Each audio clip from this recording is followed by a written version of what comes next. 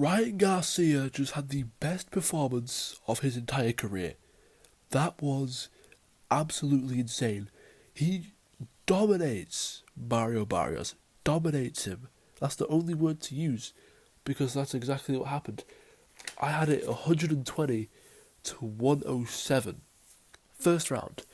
Garcia knocks down Barrios within 25 seconds with a right hand, not a left hook, not a left hand, not a left uppercut, a right hand over the top of the head onto Mario Barrios. Just insane work from Ryan Garcia, that's all I have to say. Throughout the entire fight, it was the same story pretty much from round 1 to round 5. Garcia was landing heavy with that right hand.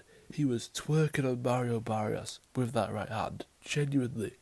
He couldn't miss if he wanted to with that right hand. And don't get me wrong, the left hand, it was still there. He still had the insane speed of that left hook.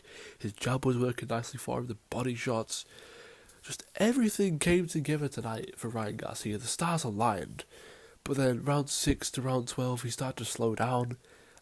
His dad said it was because he injured his right hand. It's a little bit knackered. He's had multiple surgeries on it.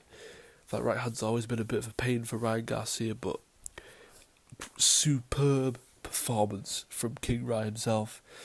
You know, his whole career has been pretty much, he's been known for that left hook. But for me in particular, the left hook against Luke Campbell to the body, that sticks out to me because that was the first time I saw Ryan Garcia. That's been in my head ever since. Barrios, he's a tough guy, but he had no answers. There was nothing he could do. He had no response for King Ryan Garcia. He wasn't moving his head. He really wasn't putting any combinations together. He was doing a bit better in the later rounds, putting some body work together, but, you know, it was academic at that point. We knew Garcia was going to win, and stunning performance. And Garcia, finally, he wins the belt, probably the best way possible you could win a belt. I mean, that might be better than a knockout, to be honest, because that was an all-timer performance. So much better compared to the Rolly Romero fight. I mean, that Romero fight was shocking.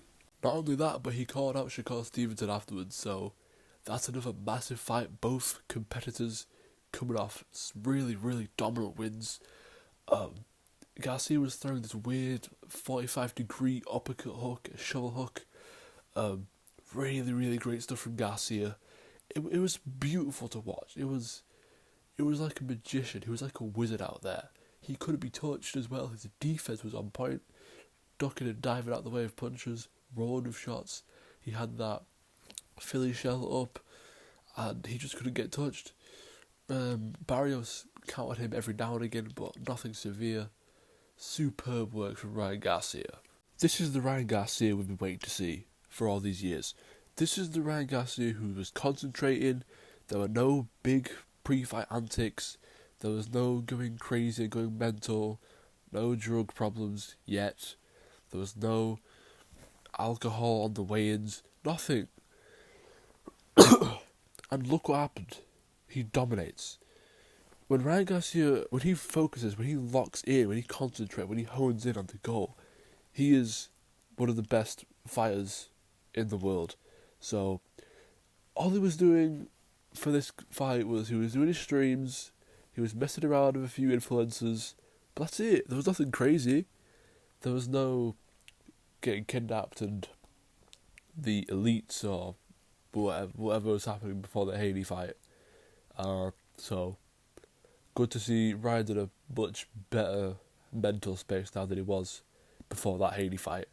And, yeah, dominates Mario Barrios. Absolutely suffocates him in there.